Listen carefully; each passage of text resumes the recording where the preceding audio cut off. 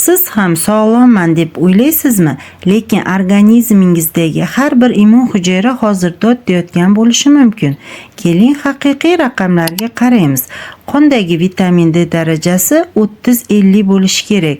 Agar 30 dan past bo'lsa, bu defitsit. Agar 10 dan past bo'lsa, avitaminoz. Ikkinchi muhim tizim bu mushaklar. Professional sportni vitamin D'siz tasavvur qilib bo'lmaydi. Sakrash balandligi ham, mushak kuchi ham aynan shu vitamin bilan chambarchas bog'liq. Uchinchisi va eng muhimi immunitet. Har bir immun hujayramizda vitamin D uchun maxsus retseptorlar bor. Tasavvur qiling, agar siz uni qabul qilmasangiz va bolalaringizga bermasangiz, tanadagi millionlab hujayralar defitsitidan azob chekadi. O'zingiz va farzandlaringiz sog'lig'iga befarq bo'lmang. Oxirgi marta qachon vitamin D tahlilini topshirgansiz? Izohlarda yozib qoldiring.